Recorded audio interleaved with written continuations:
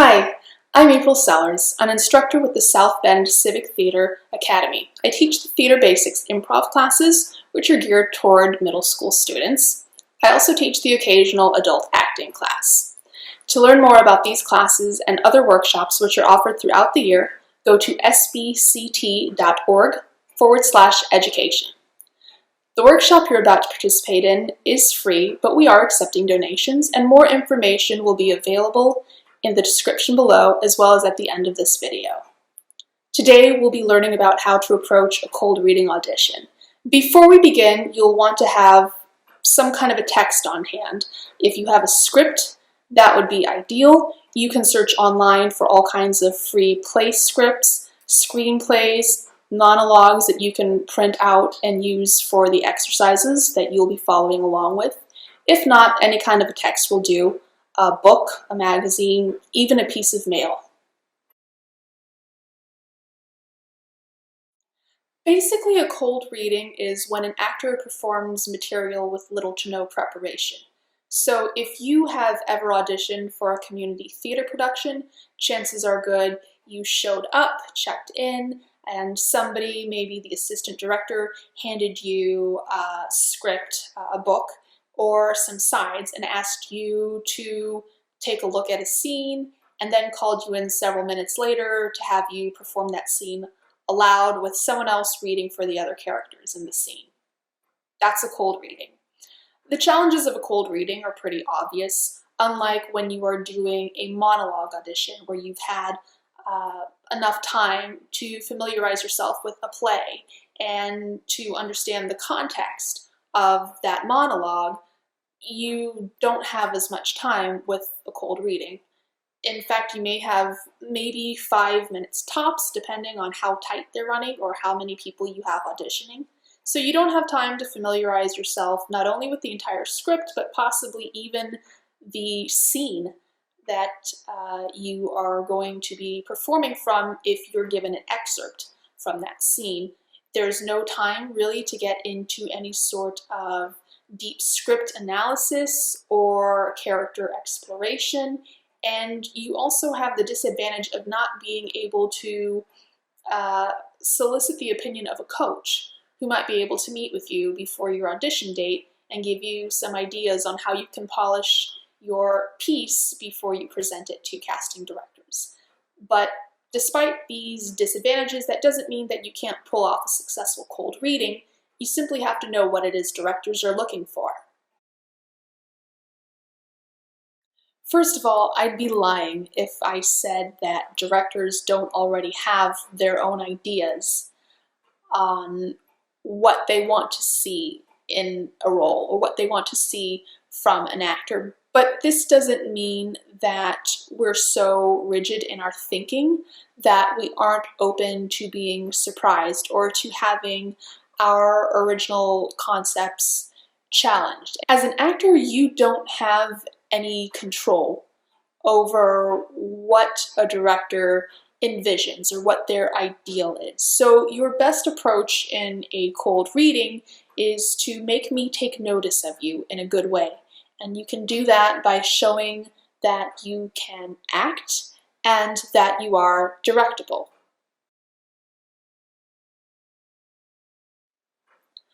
What I mean when I say act is that you demonstrate an ability to lift the text off the page and bring it to life in a way that's truthful and not forced. So what I'm going to be looking for and listening for is sincerity and dialogue that sounds natural, as if I were simply eavesdropping on people who were having a conversation in real life. What I'm not looking for is for you to emote all over the place or to try to upstage anyone that you might be reading with. I also mean that you demonstrate an ability to make strong choices and to commit to them. So your strongest choice won't necessarily be your first choice. It won't necessarily be your instinct. I think a very good rule for a cold reading audition is to assume that about 90% of the other auditionees are going to read the sides much the same way you do and will have similar instincts, if not identical ones. So I recall a few years ago, I auditioned for a play, and the very first line that I had to speak was actually a string of questions. What happened in the scene was a woman named Mary knocked on this individual's door, and the character I was reading for was named Joseph Johnson. And he began by asking, I think the line was something like, "Who are you? Do you have an appointment? An appointment on a Sunday night? What business do you have with Joseph Johnson?" And I felt like, just reading it several times, that the obvious delivery would be, "Who are you? Do you have an appointment? An appointment on a Sunday evening? What business do you have with Joseph Johnson?" Essentially just directing every single question individually to Mary as if it were meant sincerely. And I read it several times, had an idea for the character, and thought, well, what if I didn't direct all of these to her sincerely and with those pauses as though I were waiting for her to answer? I thought, well, maybe one or two of them could be rhetorical or delivered as asides. From what I was hearing outside the audition room, I was pretty spot on about how I figured most people, about the instincts that I thought the other actresses would have. And so I was hearing a lot of that straightforward delivery.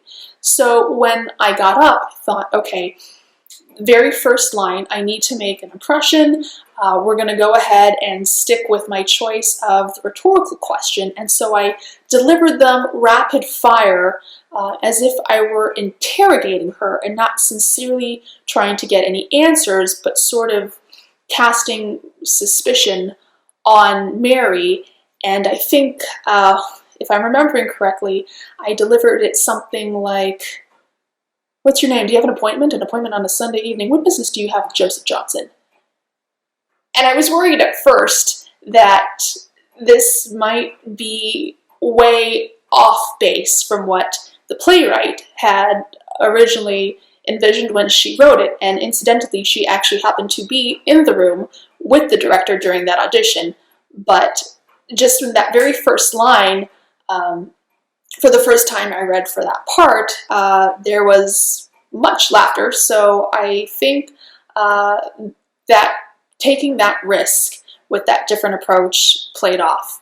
And ultimately, I did land the role.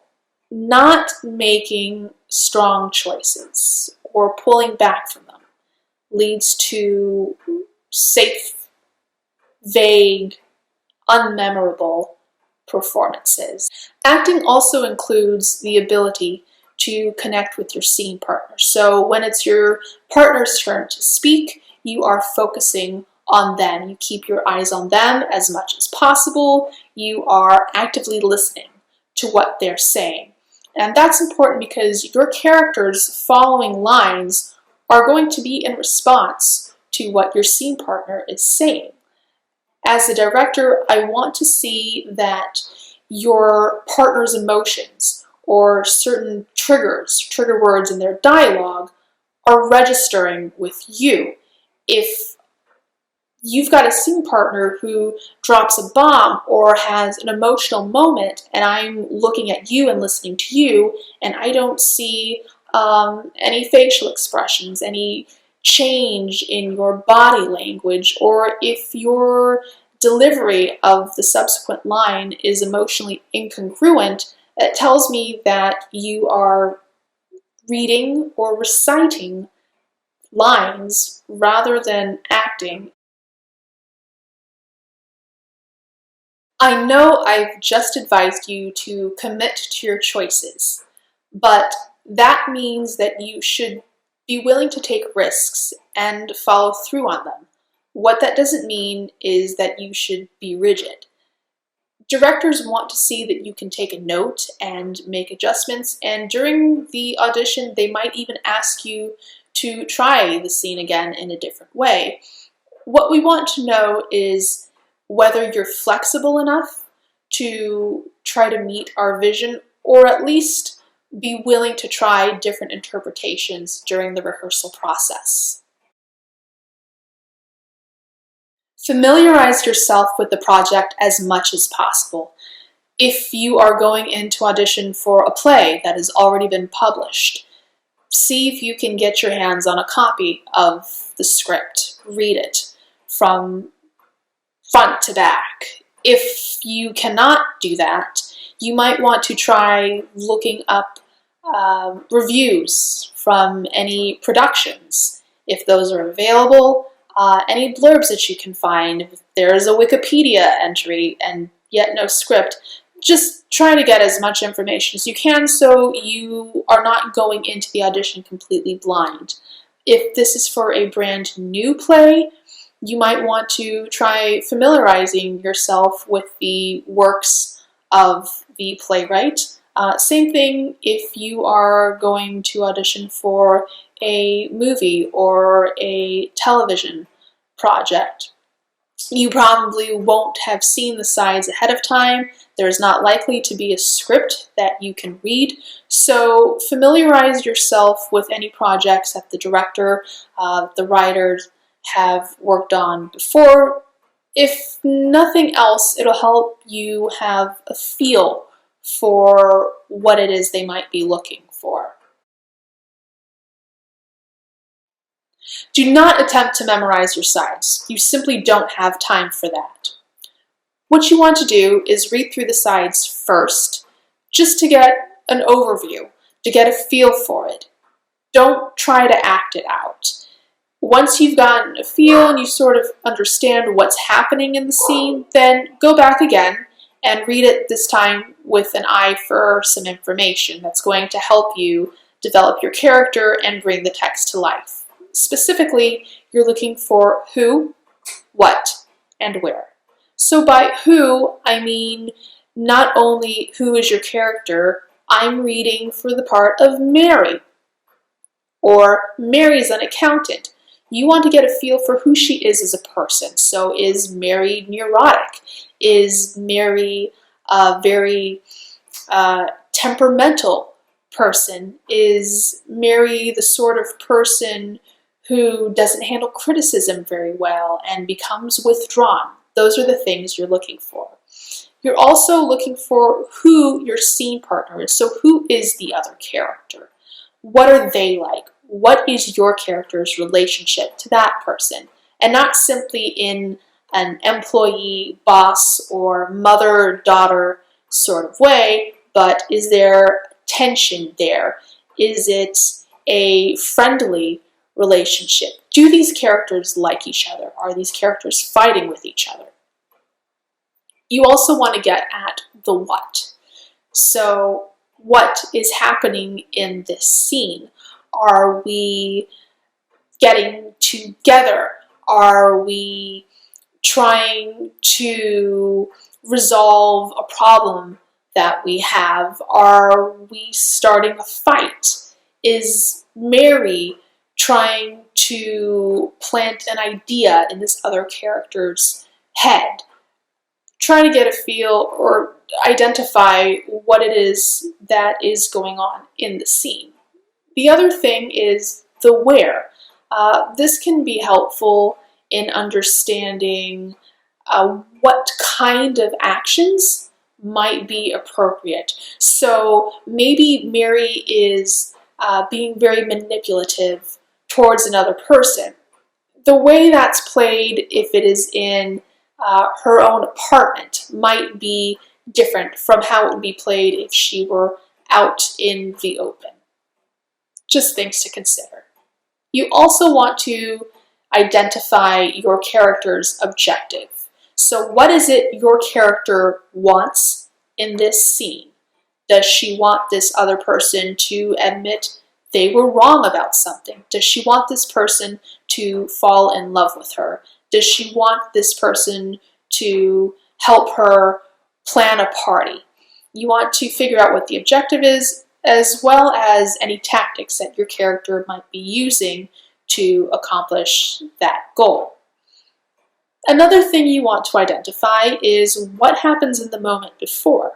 So just as with the example I gave earlier, with my audition for Joseph Johnson, the character was at home, it was a rainy evening, and somebody knocked on his door. Now, there wasn't any information that was given about what happened beforehand. The scene simply opened with this character asking for Joseph Johnson after he opened the front door, and Joseph sort of, unleashing this barrage of questions. I had to imagine what it was he was doing in the moment before. So I imagined that he was at home getting ready for bed, but he has a very active mind, and he's constantly going through what happened today and what he's going to do tomorrow. And so when he gets this knock on the door, that's why he is suspicious, a little agitated, and just starts firing off the questions the way that he does. Create a character. How do you do this? You do it by personalizing the context, personalizing the details of that scene. So think of whether there is something that rings true for you or something that you're familiar with, and you can say, okay, that's something that I've experienced, and I can take my own memories of that experience and I can import it into my reading. If you can't find anything that really resonates with you, you can also try, and I've done this before, as just sort of a shortcut when you're a little bit short on time and you need to make a decision and you want to make an impression, is cast a famous actor in the role, or imagine somebody that you know in the role. You can also use the description of the character in the script itself to kind of paint an image of your head and get a picture for who this person is.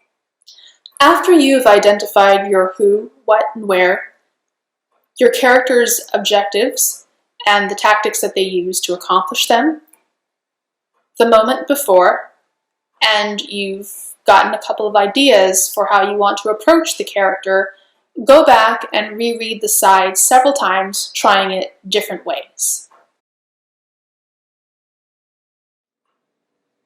Keep your sides down in front of you so that we can see your face.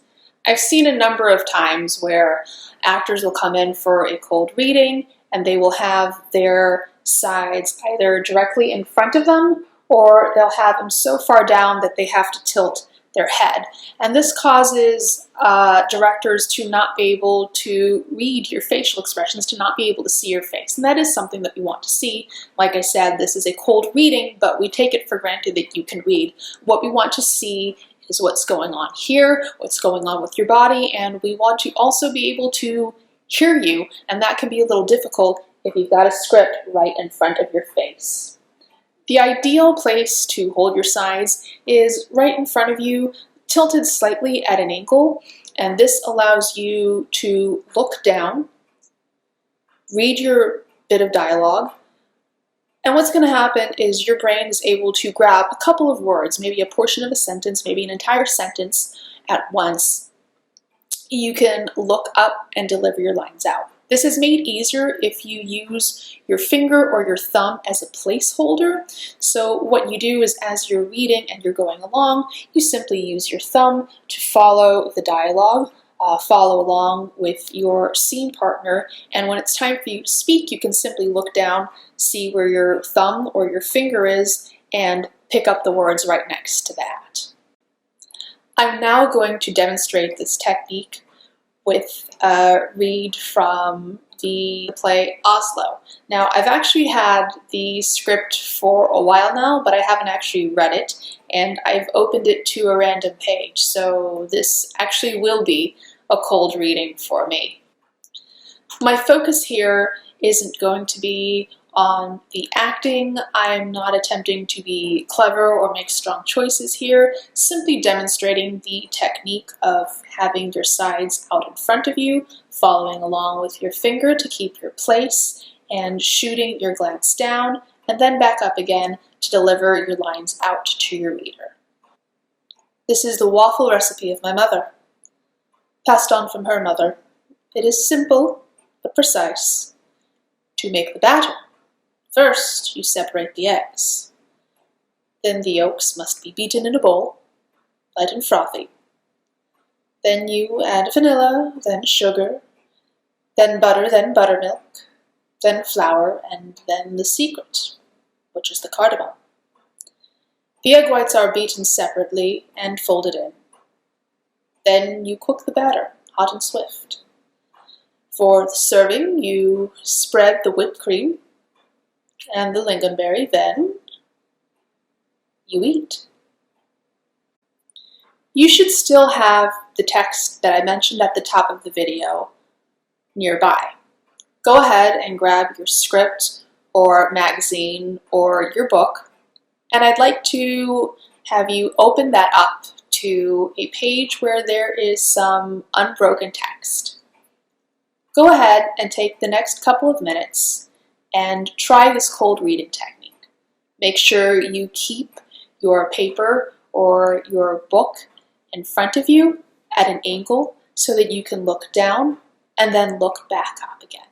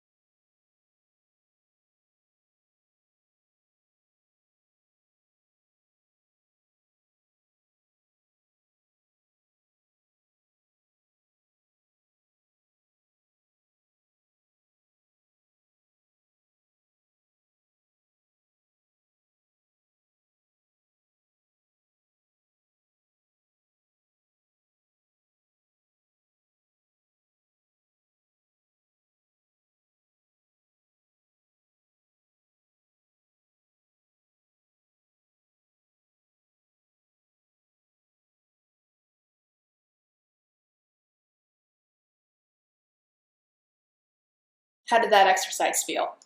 If you've never done a cold reading before, it might have felt a little bit awkward for you.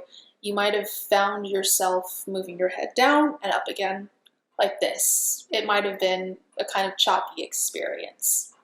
What I would suggest is if you found it difficult to look down frequently and continually grab some words and deliver them out front, what you might want to try to do in a cold reading is memorize, and I know I said earlier don't memorize, but just memorize the first portion of your first sentence and the last portion of your last sentence, if not the first and last sentences entirely. You might find that that approach works better for you. But the only way for you to know is to practice, practice, practice frequently. Record yourself if you can, and see what works best for you. For this cold reading exercise, I've selected a side from the website oneononyc.com. It's a website that has a database of TV, film, commercial, and theater sides that you can use for practice at home. I selected one of the sides under the TV and film category entitled Lisa. Now, I haven't read the sides, I just skimmed it to make sure there wasn't any content or language that might be inappropriate for this workshop. I'm going to throw the sides onto the screen, and what I'd like you to do with me is go through them and go through the steps of reviewing them, just as if we have shown up for an audition and been given them to read in a couple of minutes. So I will go ahead and put those up on the screen now and allow you ample time to read them. Remember, at a cold reading, there is no obligation or expectation that we will have any of the sides memorized. So what we're going to do is simply read through the first time for information. We're not going to act anything out. We're not going to try to memorize any lines. We'll go through again, and this time we'll try to gather more information so we can start piecing together the character and objectives. And then we'll return here and discuss our breakdown.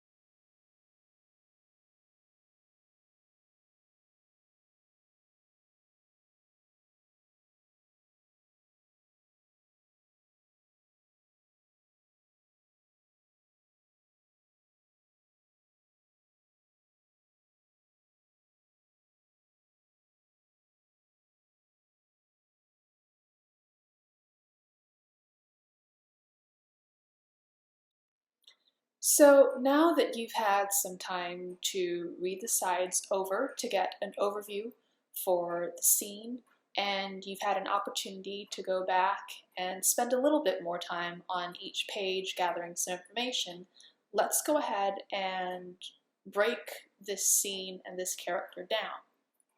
Again, the reading was for Lisa.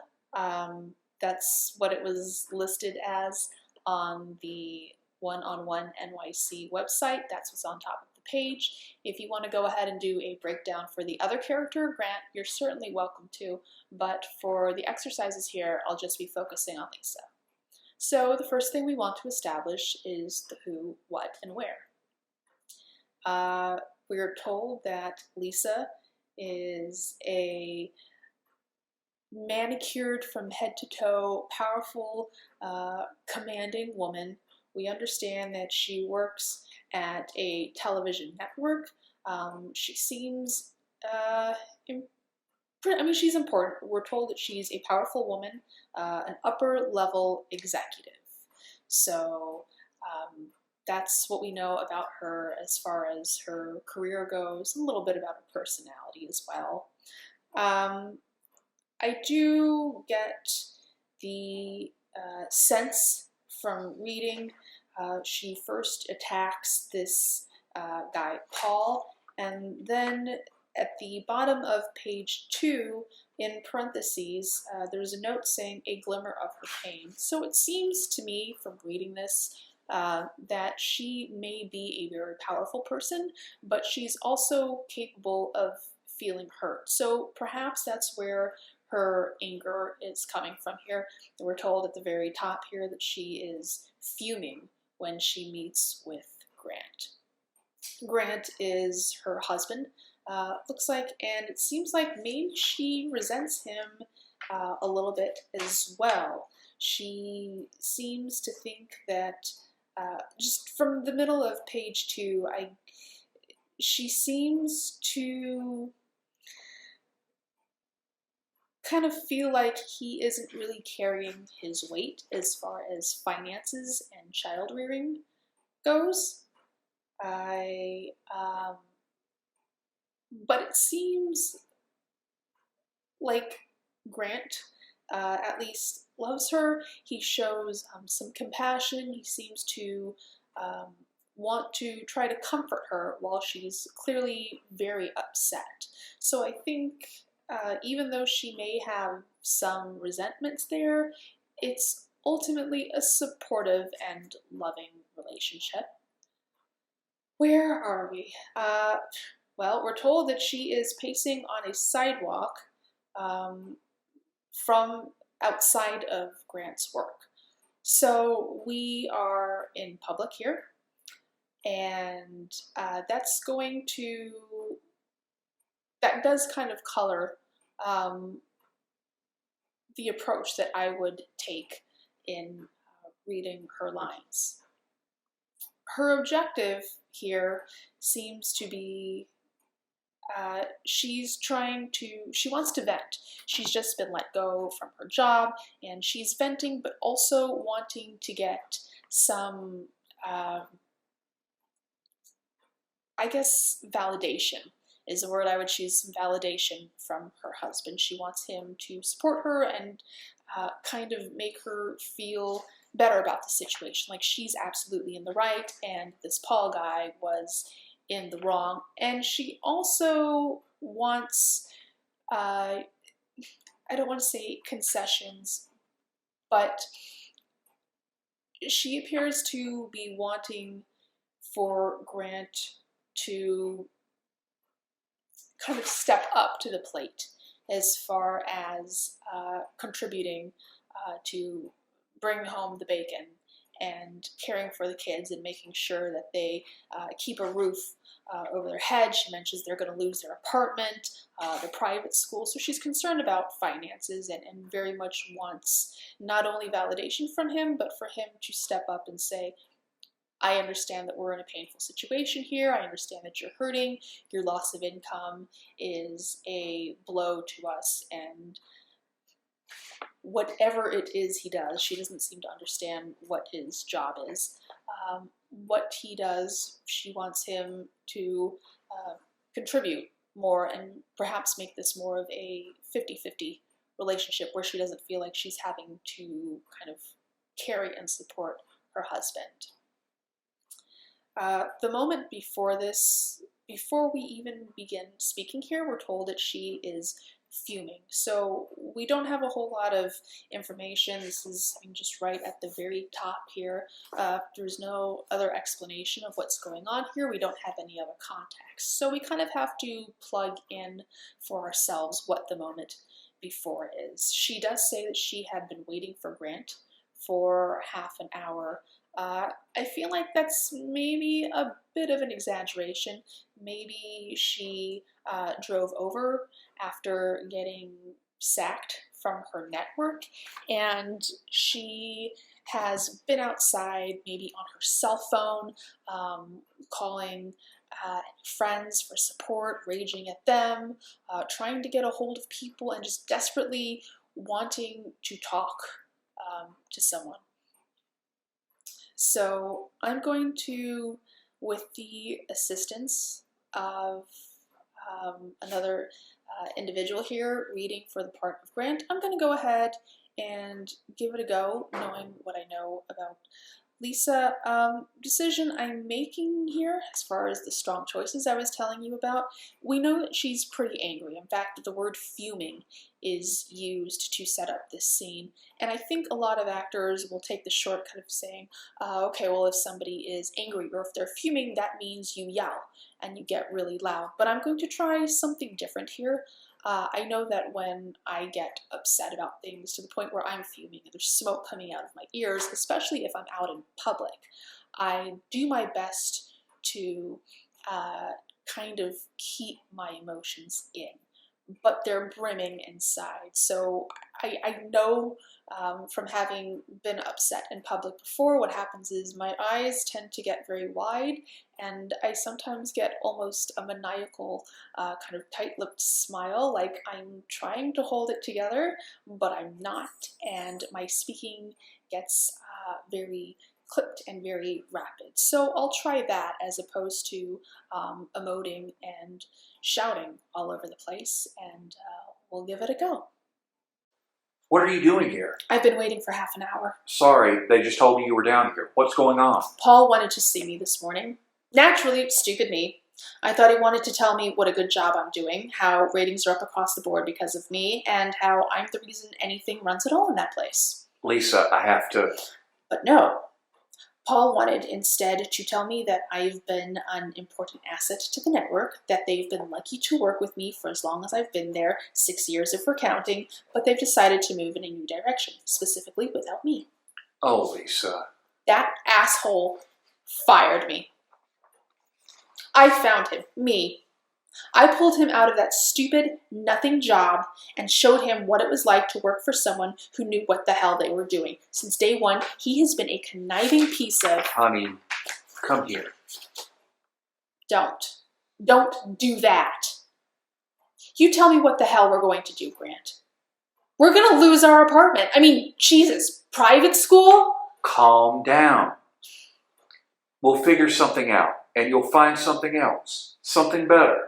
I don't even know what you do in here. Lisa.